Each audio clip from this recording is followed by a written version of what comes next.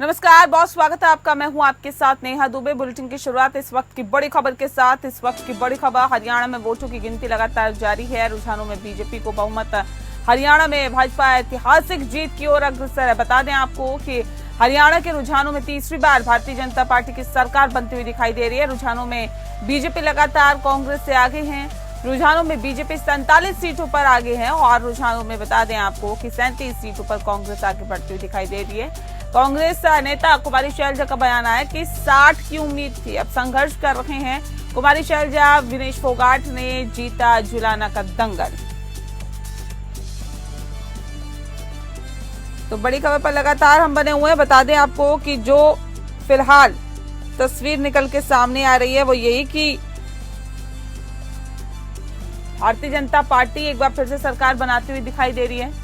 Bharatiya Janata party Haryana में तीसरी बार कमर खिलाते हुए दिखाई दे रही है और पूर्ण बहुमत से सरकार बनती हुई दिखाई दे रही है।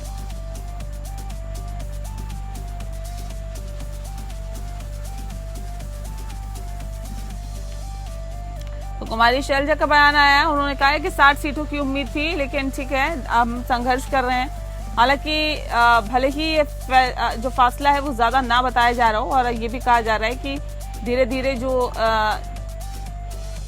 रुझान है वो नतीजों में तब्दील होना अब शुरू हो रहे हैं। संजय, हमारे संवाददाता संजय खन्ना सीधे हमारे साथ जुड़ गए ज्यादा जानकारी के साथ। संजय, क्या स्थिति फिलहाल बनी हुई है, क्योंकि अभी तो ये कहा जा रहा है कि रुझान है, ये नतीजों में कितनी देर बाद तब्दील हो सकते हैं? देखिए, बिल्कुल बताना चाहूंगा कि जिस हिसाब से एकदम से ये रुझान पलटे हैं, पहले जहां कांग्रेस को दिखा रहे थे वहीं अब बीजेपी को दिखाने लगे हैं, तो कहीं ना कहीं प्रदेश में अब बीजेपी की सरकार बनती हुई नजर आ रही है। और ये जो रुझान है ये तकरीबन 5 बजे या 6 बजे के आसपास तक बिल्कुल क्लियर हो जाएंगे कि बीजेपी को कुल कितनी सीटें मिली हैं और कांग्रेस को कुल कितनी सीटें मिली हैं। जी, लेकिन वीवीआईपी जो सीटें हैं जिस पर सभी की निगाहें लगी हुई थी, क्या कुछ अभी तक तस्वीरें उन पे साफ हो पाई है? हाँ जी, देखिए, बिल्कुल जैसे दुष्यंत चौटाला की सीट थी, जो उप मुख्यमंत्री थे हरियाणा के, वो हार चुके हैं। सिरसा से बात करें गोपाल कांडा की, तो वो चुनाव हार चुके हैं। इस तरह से कई दिक्कत जो जिनके ऊपर लगी हुई थी, कुछ पे हार चुके हैं और कुछ पे अभी जो गिनती का चल रही है, लेकिन जल्द ही इनका भी नतीजा सामने आ जाएगा कि कौन सी सीट। एलनाबाद की तस्वीर साफ हो पाई है? अभी चौटाला जहाँ से प्रत्याशी है एलनाबाद, क्या स्थिति है वहाँ पर? अम्बाला कैंट की क्या स्थिति है? क्या रानिया की स्थिति है? बादली की क्या स्थिति है? जो है वो बीजेपी अभी आ पाई है। इसी तरह से एलनाबाद जो है वहाँ पे जो अभय चौटाला वो पीछे चल रहे हैं। तो कहीं ना कहीं अभी 1-2 घंटे में ये और स्थिति क्लियर हो जाएगी कि आखिर इन सीटों का क्या रहने वाला है। जी ने, शुक्रिया आपका संजय, तमाम जानकारी हम तक पहुंचाने के लिए। तो जाहिर तौर पे आपको बता दें कि इस बार काफी उठापटक की स्थिति देखने के लिए मिली है। कई दिग्गज नेता जो है वो पीछे चल रहे हैं और न सिर्फ पीछे बल्कि हार की तरफ जाहिर तौर पर बढ़ते हुए दिखाई दे रहे हैं, क्योंकि जो फासला है वोटों का, जो अंतर है वोटों का, वो काफी ज्यादा हो गया है। अगली खबर का रुख करते हैं और अब बात करते हैं जम्मू कश्मीर की भी, क्योंकि हरियाणा और जम्मू कश्मीर में जनता का फैसला सामने आ गया है। रुझानों में बीजेपी लगातार तीसरी बार हरियाणा में सरकार बनाने जा रही है, तो वहीं जम्मू कश्मीर में नेशनल कॉन्फ्रेंस और कांग्रेस गठबंधन की सरकार बनने जा रही है। जम्मू कश्मीर से अनुच्छेद 370 हटने का बीजेपी को कोई फायदा नहीं दिखाई दे रहा है, लेकिन नेशनल कॉन्फ्रेंस ने कश्मीर में शानदार प्रदर्शन किया है। हालांकि गठबंधन में शामिल कांग्रेस कोई खास कामयाबी हासिल नहीं कर पाई है, लेकिन जम्मू में कांग्रेस ने जरूर बीजेपी का खेल बिगाड़ दिया है। बता दें आपको कि जम्मू के सभी 43 सीटों में जीत का दावा हासिल करने वाली भारतीय जनता पार्टी को जम्मू में कांग्रेस ने अपने लक्ष्य तक पहुंचने से रोक दिया है। उधर काउंटिंग के शुरुआती दौर में हरियाणा कांग्रेस में बहुमत के साथ ही सरकार बनाते दिख रही थी, लेकिन जैसे जैसे मतों की गिनती आगे बढ़ी रुझान बिल्कुल पलट गए। हरियाणा चुनाव के रुझानों में शुरुआती बढ़त के बाद कांग्रेस के पिछड़ने पर कांग्रेस ने कहा कि चुनाव आयोग का डेटा अपडेट नहीं हो रहा है, प्रशासन पर दबाव डालने के लिए डेटा देर से रिलीज किया जा रहा है।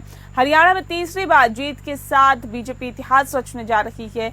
बीजेपी पहली पार्टी होगी जो तीसरी बार हरियाणा में सरकार बना रही है। दरअसल 1980 में अपनी स्थापना के 2 साल बाद ही बीजेपी हरियाणा चुनाव में उतरी थी। बीजेपी ने 1982 के चुनाव में 6 सीटें जीती थी, 1987 में 16, 1996 में 11, 2000 में 6 और 2005 में बीजेपी को 2 सीटों पर जीत मिली थी। 2009 में भी पार्टी डबल डिजिट में नहीं पहुंच सकी और 4 सीटें ही जीत सकी थी। हरियाणा चुनाव में बीजेपी का सर्वश्रेष्ठ प्रदर्शन 2014 के चुनाव में आया था, जब बीजेपी ने 33.3% वोट शेयर के साथ 47 सीटें जीती थी। बता दें कि 2019 में बीजेपी का वोट शेयर बढ़ा, लेकिन सीटें घट गई और पार्टी 36.7% वोट शेयर के साथ 40 सीटें ही जीत सकी थी। अब तक के रुझानों में बीजेपी 50 सीटों पर बढ़त बनाए हुए हैं और अगर यही रुझान नतीजों में बदलते हैं तो सूबे के चुनावी इतिहास में पार्टी का अब तक का सर्वश्रेष्ठ प्रदर्शन होगा।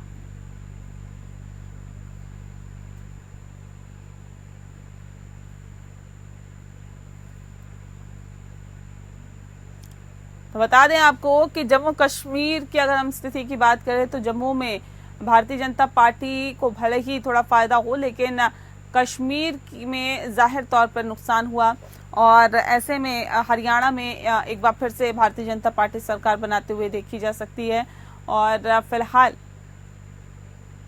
फिलहाल जो स्थिति बनती हुई दिखाई दे रही है वो ये दिखाई दे रही है कि एक तरफ नेशनल कॉन्फ्रेंस और कांग्रेस के गठबंधन ने जीत हासिल की है, तो जीत की तरफ अग्रसर है, तो जाहिर तौर पे कांग्रेस पार्टी के लिए एक अच्छी उपलब्धि है। वहीं दूसरी तरफ अगर देखा जाए तो हरियाणा में भारतीय जनता पार्टी बहुमत की तरफ आगे बढ़ती हुई दिखाई दे रही है।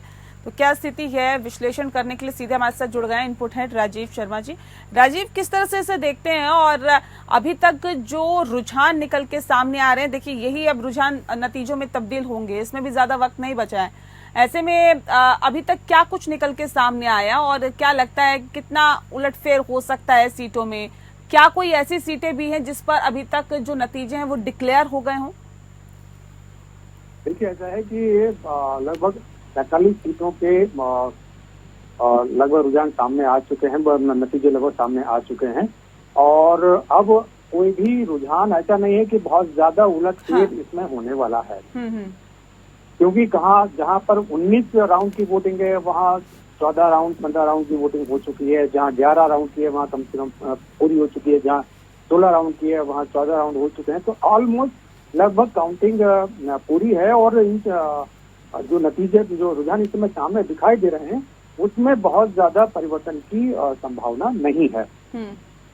अब सवाल ये रह जाता है कि हरियाणा में ऐसा क्यों हुआ, जब सारे प्रेडिक्शन ये कह रहे थे, सारे ओपन पोल एग्जिट पोल सारे ये बता रहे थे कि कांग्रेस की सरकार बनने जा रही है, तो हरियाणा में ऐसा क्या हुआ? तो मेरी दृष्टिकोण से बीजेपी की रणनीति को कांग्रेस या विपक्षी दल समझने में नाकाम रहे। कांग्रेस और विपक्षी दलों को ये लगा कि दलित मतदाता उनके साथ रहेगा, वो ऐसा नहीं हुआ। कांग्रेस को ये संभावना थी, आशा थी कि किसानों का मुद्दा, पहलवानों का मुद्दा इन चुनावों पर हावी रहेगा, ऐसा नहीं हुआ और यही सारी चीजें बीजेपी के पक्ष में गई और यही कारण है कि बीजेपी पिछले बार के विधानसभा चुनावों से बेहतर प्रदर्शन करती हुई नजर आ रही है। जी। अब ये बात तो हो गई हरियाणा की। अब अगर वहीं हम बात करें जम्मू कश्मीर की, तो जम्मू कश्मीर में निसंदेह नेशनल कॉन्फ्रेंस ने बहुत अच्छा प्रदर्शन किया है और इसके पीछे भी बीजेपी की एनडीए की सरकार की रणनीति जो अपना नीतियां हैं वो है। जो मुझे दिखाई देता है, समझ में आता है, वो ये है नेहा कि वहाँ की जो डोमिसाइल नीति में परिवर्तन किया था केंद्र सरकार ने, उसको जम्मू कश्मीर के लोगों ने एक्सेप्ट नहीं किया। डोमिसाइल नीति में क्या परिवर्तन किया? वो ये था कि जम्मू कश्मीर के बाहर के लोग भी अब जम्मू कश्मीर में आकर के जमीनें खरीद सकते हैं। हालांकि कई बार ये बताया गया कि कृषि भूमि नहीं दी जाएगी किसी भी बाहर वाले व्यक्ति को, ऐसा कहा गया था, लेकिन ये जो संदेश था ये जम्मू कश्मीर के मतदाताओं तक पूरा स्पष्ट तौर पर नहीं पहुंचा। इसका खामियाजा बीजेपी को। ठीक है राजीव, आप बने रहिए हमारे साथ, क्योंकि इस बीच एक और बड़ी खबर आ रही है। बड़ी खबर का रुख कर लेते हैं। जम्मू कश्मीर विधानसभा चुनाव का मतगणना लगातार जारी है। 90 सीटों के लिए वोटिंग जो गिनती है वो वोटों की लगातार जारी है। जम्मू कश्मीर में रुझानों में कांग्रेस एनसी आगे चल रही है, जबकि बता दें आपको कि रुझानों को लेकर फारूक अब्दुल्ला का बयान सामने आया है। उमर अब्दुल्ला बनेंगे जम्मू कश्मीर के मुख्यमंत्री, ये फारूक अब्दुल्ला ने कहा है। 52 सीटों पर आगे चल रहा है नेशनल कॉन्फ्रेंस और कांग्रेस का गठबंधन। रुझानों में जम्मू रीजन में बीजेपी को 26 सीटों पर बढ़त, जबकि जम्मू कश्मीर में एक दशक बाद हुए विधानसभा चुनाव के नतीजे आने वाले हैं, यानी कि इस वक्त आ रहे हैं। बता दें आपको कि जिस तरह से ये नतीजे आ रहे हैं, जाहिर तौर पे कहा जा सकता है कि ये एक बड़ी जीत है नेशनल कॉन्फ्रेंस और कांग्रेस पार्टी की, और इस गठबंधन की एक बड़ी जीत इसे कही जा सकती है, क्योंकि धारा 370 को निरस्त करने, 35 ए को निरस्त करने के बाद जो चुनाव है विधानसभा, वो पहली बार ये विधानसभा चुनाव हुआ है, और उसके बाद जो ये नतीजे हैं वो बहुत कुछ बयां कर रहे हैं। हालांकि परिसीमन हुआ इस बीच, परिसीमन के बाद ये जो चुनाव हुए, ये कहा जा रहा था कि भारतीय जनता पार्टी जम्मू में ज्यादा से ज्यादा सीटों पर कब्जा कर सकती है, लेकिन ये जो नतीजे आ रहे हैं ये जाहिर तौर पर कई सवाल खड़े करते हैं। राजीव हमारे साथ लगातार बने हुए। राजीव, जानना चाहेंगे, देखिए एक बड़ा झटका यहाँ पर भारतीय जनता पार्टी के लिए तो है। ये कहा जा सकता है कि धारा 370 को निरस्त करना, 35 ए को निरस्त करना, इसके साथ साथ वहां पर ये दावे करना कि देखिए आतंकवादी जो गतिविधियां हैं हमने कम की, हमने पत्थरबाजी जो होती थी वो भी हमने कम किया, बहुत सारी ऐसी घटनाएं थी जो कम हुई।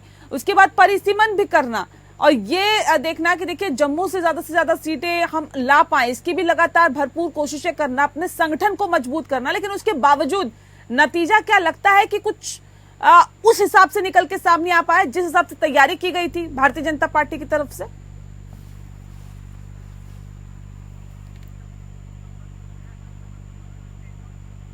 चलिए राजीव का हम रुख करेंगे, लेकिन इससे पहले सीधे हम कश्मीर का रुख कर लेते हैं। कश्मीर से हमारे संवाददाता शेख दाऊद सीधे हमारे साथ जुड़ गए हैं। शेख, जानना चाहेंगे आपसे कि फिलहाल नतीजे कितने निकल के सामने आ पाए? देखिए अभी तक तो रुझानों की बात कर रहे थे, ऐसी कौन कौन सी सीट है जिस पर नतीजे डिक्लेयर हो चुके हैं? बिल्कुल, ओवरऑल तो यहाँ पे डिक्लेयर हो गए। नेशनल कॉन्फ्रेंस ने हर कॉन्स्टिट्यूंसी में अपना नाम जमा है। बारामूला में 6 सीटों पे नेशनल कॉन्फ्रेंस और 1 सीट पे कांग्रेस। और अगर हंदवारा की बात करें, वहां पे सजाद गनी लोन जो कि पीपल्स कॉन्फ्रेंस का चेयरमैन है, उसने हंदवारा में अपनी जीत हासिल की। इंजीनियर रशीद का जो भाई उसके कॉन्स्टिट्यूंसी लंगेट में, वहां पे उसके भाई ने जीत हासिल की। तो ओवरऑल नेशनल कॉन्फ्रेंस ने यहाँ पे जीत हासिल की है जम्मू कश्मीर में। तो कहीं ना कहीं ये जो इल्तिजा मुफ्ती पीडीपी की है, उसने यहाँ पे अपनी सीट हारी।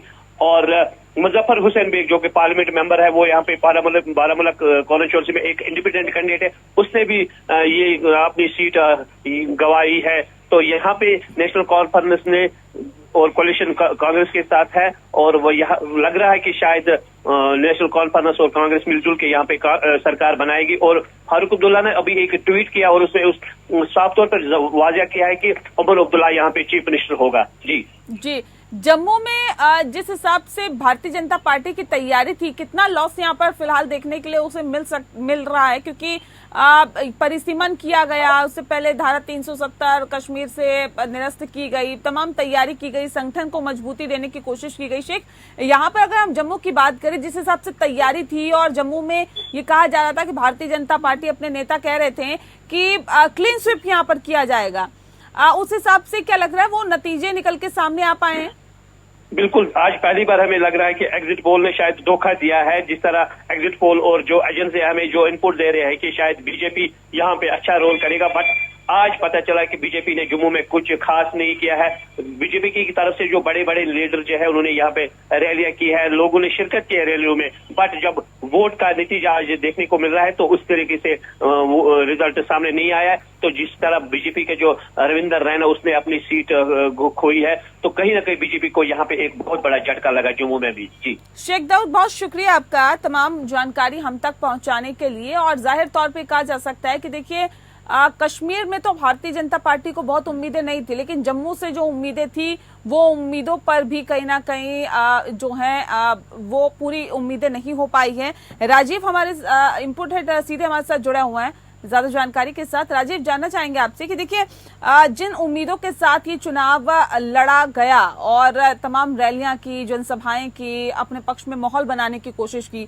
भारतीय जनता पार्टी को जम्मू से तो बहुत उम्मीदें थी। देखिए घाटी में तो कई ऐसी भी जगह थी जहां पर भारतीय जनता पार्टी ने अपने कैंडिडेट तक नहीं उतारे, नहीं मिले, वो संगठन मजबूत उतना नहीं था। लेकिन जम्मू में तो बहुत मजबूती के साथ चुनाव लड़ा गया और जनसभाएं भी की गई, धारा 370 का जिक्र किया गया, 35A का जिक्र किया गया, एक दूसरे पर छिटाकशी की गई, प्रधानमंत्री के खुद कई दौरे हुए, अमित शाह गए। लेकिन क्या मुद्दे रहे जो एंटी गए हैं बीजेपी के? नेहा, सबसे बड़ा मुद्दा जो मेरी नजर में है, मैं पहले भी कह चुका हूँ, अब फिर कह रहा हूँ कि इन्होंने जो डॉक्यूमेंट नीति में परिवर्तन किया, ये बीजेपी के लिए बहुत भारी पड़ा है। हालांकि उन्होंने ये परिवर्तन केवल जो कॉमर्शियल लैंड है उनके लिए किया था, जो जम्मू कश्मीर के लोगों की एग्रीकल्चर लैंड उसके लिए नहीं था। ये कहा गया था केवल वो आकर के यहाँ व्यवसाय कर सकते हैं, अपने मकान बना सकते हैं, लेकिन खेती भूमिया उस पर किसी का कब्जा नहीं होगा। ये जो संदेश था वो जम्मू कश्मीर के मतदाताओं तक बीजेपी या एनडीए सरकार ठीक से नहीं पहुंचा पाई। तो ये गया कि बाहर के लोगों को लाकर के जम्मू कश्मीर में बता दिया जाएगा, यहाँ के लोगों के जो हक हकूक होंगे उन पर बाहर के लोगों मतलब दूसरे स्टेट के लोगों का हक हो जाएगा, उनका अधिकार हो जाएगा। ये जम्मू कश्मीर के लोगों में अंदर तक बैठ गया डर, और इस डर को नेशनल कॉन्फ्रेंस ने बहुत अच्छी तरीके से बुनाया। और यही कारण है कि नेशनल कॉन्फ्रेंस जम्मू से लेकर के घाटी तक, कश्मीर तक उन्होंने पूरी तरीके से इसको बुनाया और उसका उन्हें फायदा मिला। और यही कारण, इसका दूसरा कारण यह कि इंजीनियर रशीद जो लोकसभा चुनाव में दिल्ली के भीतर रहते हुए भी चुनाव जीते, वो इन विधानसभा चुनाव में कुछ नहीं कर पाए। नेशनल कॉन्फ्रेंस ने कहा कि ये बात फैलाई लोगों में, ये बात लोगों तक पहुंचाई कि जो इंजीनियर रशीद है वो बीजेपी का एजेंडा बढ़ाने के लिए बाहर आया है। उसको जमानत केवल इसलिए दी गई है, उसके जमानत में बढ़ोतरी केवल इसलिए दी गई है, इसको भी लोगों ने सोचा कि ये बीजेपी का एजेंडा बढ़ाने के लिए भेजा गया है, इसलिए नेशनल कॉन्फ्रेंस में भरोसा किया। दूसरी जो पॉजिटिव बात है वो ये कि जम्मू कश्मीर और घाटी के लोगों का प्रजातंत्र में भरोसा बढ़ा है। भारतीय संविधान में मजबूत जो विश्वास है उनका और मजबूत हुआ है, इसलिए लोगों ने बढ़ करके नेशनल कॉन्फ्रेंस को वोट दिया। और वोटिंग भी बम्पर हुई थी। हमने देखा कि जम्मू कश्मीर में वोटिंग भी बहुत अच्छी रही, बहुत अच्छा वोट प्रतिशत निकल के सामने आया। बहरहाल बहुत शुक्रिया आपका राजीव, तमाम अपडेट हम तक पहुंचा। खबरों में आगे बढ़ते हैं। ताजमहल का दीदार करने के लिए मालदीव के राष्ट्रपति डॉक्टर मोहम्मद मोइजू और प्रथम महिला साजिदा मोहम्मद आगरा पहुंच गई हैं और आगरा में खेरिया एयरपोर्ट पर प्रदेश के कैबिनेट मंत्री योगेंद्र उपाध्याय ने उनका स्वागत किया है। इसके बाद वे सीधे ताज पहुंचे हैं। बता दें आपको कि इस दौरान सुरक्षा के पुख्ता इंतजाम किए गए और उन्होंने ताज का दीदार किया है। यहाँ फोटोग्राफी भी कराई है। राष्ट्रपति एयरपोर्ट पर सीधे शिल्पग्राम पहुंचे, वहां पर उन्हें प्रदेश की संस्कृति और धरोहर से अवगत कराने के लिए मयूर नृत्य और रास प्रदर्शित किया गया। ताजमहल भ्रमण के बाद एयरफोर्स स्टेशन के खेरिया टेक्निकल एयरपोर्ट से मालदीव के लिए रवाना होंगे और कैबिनेट मंत्री योगेंद्र उपाध्याय ने कहा है कि वे भारत और मालदीव के मैत्रीपूर्ण संबंधों और उनको सुदृढ़ करने के लिए एक ऐतिहासिक पल ये होगा। यूपी के वन मंत्री अरुण सक्सेना ने पेड़ बचाओ अभियान चलाया है। वन मंत्री ने कुकरेल पहुंचकर लगाए गए पेड़ों का निरीक्षण किया है। इस दौरान उन्होंने कहा कि मां से बढ़कर कुछ नहीं और मां के नाम पर लगाए गए पेड़ की देखभाल करना हम सबका कर्तव्य है। सभी विभागों को निर्देशित किया है कि लगाए गए पेड़ों की देखभाल करें।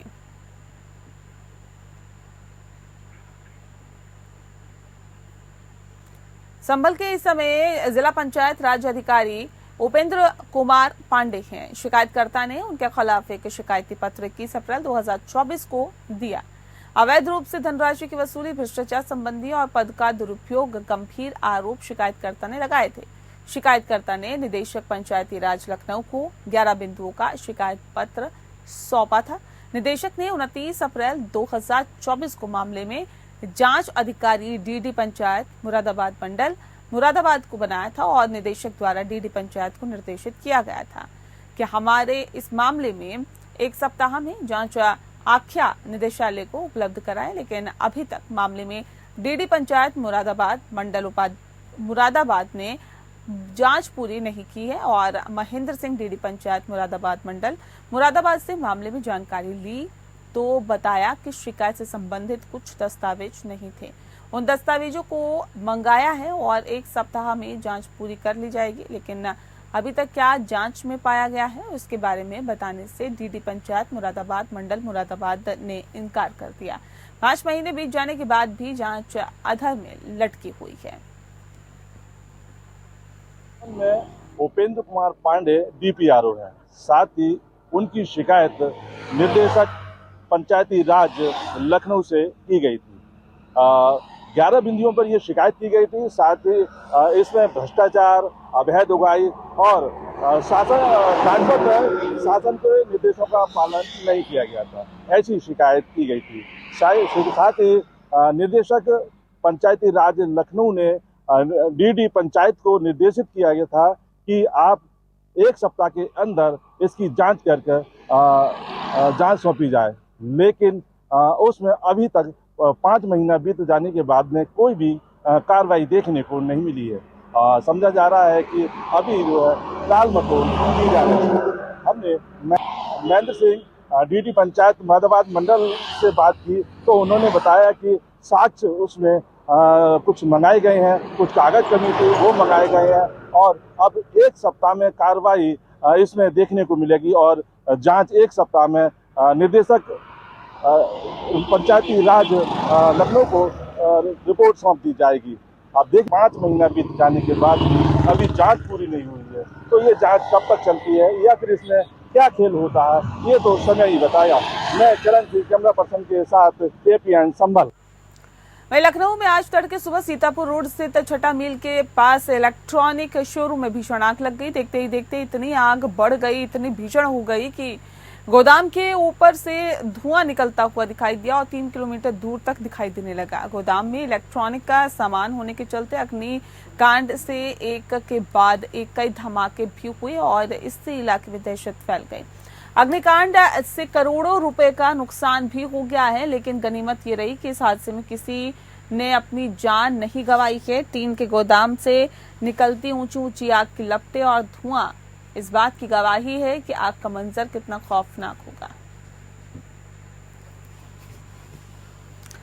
हमीरपुर जिले में मोधा कोतवाली क्षेत्र के हाईवे पर एक महिला और PRV पुलिस कर्मियों के बीच हाथापाई का एक वीडियो सोशल मीडिया पर तेजी से वायरल हो रहा है। वायरल वीडियो में महिला पुलिसकर्मी पर हमला करती हुई नजर आ रही है और पास खड़ा दूसरा पुलिसकर्मी बीच बचाव करने की कोशिश करता हुआ दिखाई दे रहा है।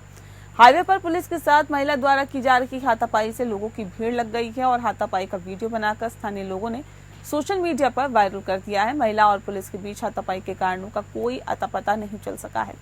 वीडियो मोधा कोतवाली इलाके के बड़े चौराहे का बताया जा रहा है।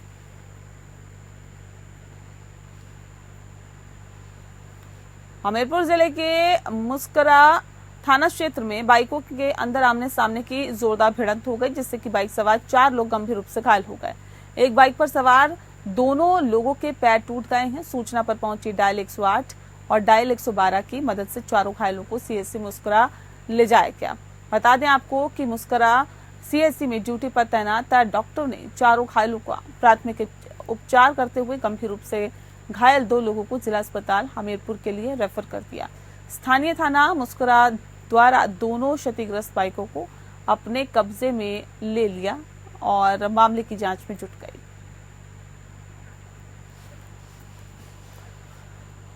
हमीरपुर जिले में सनसनीखेज वारदात का मामला सामने आया, जिसमें गांव के एक बाहर के प्राइवेट ट्यूबवेल में युवक का शव मिलने से सनसनी फैल गई है। युवक बीती रात अपने घर से बाइक लेकर निकला था। इसके बाद आज सुबह उसका शव ट्यूबवेल में देखा गया। शराब के नशे में में साथियों द्वारा हत्या किए जाने का अनुमान भी लगाया जा रहा है और मौके पर पहुंची पुलिस ने मृतक के शव का पंचनामा भरकर पोस्टमार्टम के लिए भेज दिया है। बता दें आपको कि मामले की छानबीन भी की जा रही है। पूरा मामला जरिया थाना क्षेत्र के पवई गांव का बताया जा रहा है। गांव के बाहर लगे भूप सिंह राजपूत के ट्यूबवेल में प्रदीप गुप्ता का शव मिला है। मृतक के परिजनों ने बताया कि प्रदीप रात को घर से बिना बताए मोटरसाइकिल लेकर निकल गया था बताया भी जा रहा है कि मृतक शराब पीने का आदी था और शराब के नशे में आए दिन घर पर झगड़ा किया करता था। पुलिस का कहना है कि शराब के नशे में किसी बात को लेकर मृतक का अपने साथियों से झगड़ा हो जाने के कारण साथियों ने हत्या की होगी और मृतक की मौत से गांव में सन्नाटा पसरा हुआ है। सेंट्रल नोएडा में हथियार के बल पर कैब चालक से कैब लूटने वाले 3 लुटेरों के साथ पुलिस की मुठभेड़ हो गई और मुठभेड़ में आपको बता दें कि 3 लुटेरे पुलिस की गोली लगने से घायल हो गए। लुटेरों के कब्जे से एक तमंचा, 2 जिंदा कारतूस, लूटी गई कैब पुलिस ने बरामद की है और पकड़े गए लुटेरों को पुलिस ने उपचार के लिए नजदीकी अस्पताल में भर्ती कराया। यूपी के गोंडा में जीआरपी पुलिस ने अंतर जनपदीय मूर्ति चोर विजय को गिरफ्तार किया है। गिरफ्तार किए गए आरोपी बाल उपचारी विजय के पास से एक भगवान गणेश की, एक माता लक्ष्मी की प्रतिमा और एक चांदी का सिंहासन बरामद हुआ है।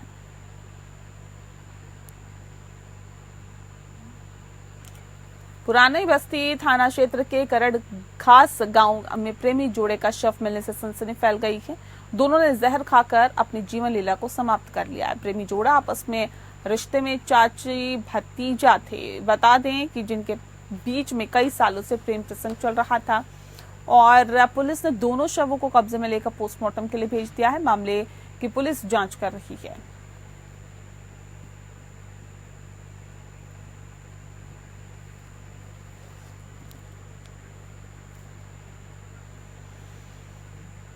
तो बता दें आपको कि गांव में प्रेमी जोड़ों का शव मिलने से पूरे इलाके में सनसनी फैल गई और बताया जा रहा है कि दोनों ने जहर खाकर अपनी जीवन लीला को समाप्त कर लिया।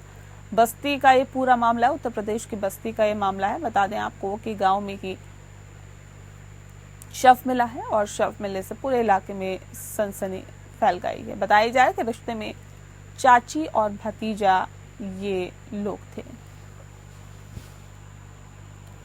जनपद हापुड़ के सिंभावली थाना क्षेत्र में एक गांव में 2 चचेरी बहनों के साथ गांव के ही एक युवक ने छेड़छाड़ की और युवती के परिजनों ने छेड़छाड़ का विरोध किया। विरोध के बाद युवती जो है, आपको बता दें कि छेड़छाड़ के बाद आरोपी युवक और उसके परिजनों ने युवतियों के घर पर जाकर मारपीट की। मारपीट में युवती का पिता अजय पाल घायल हो गया और घायल को इलाज के लिए भर्ती कराया गया, जहां मौत हो गई उसकी। बता दें कि थाना सिंभावली क्षेत्र का ये पूरा मामला है।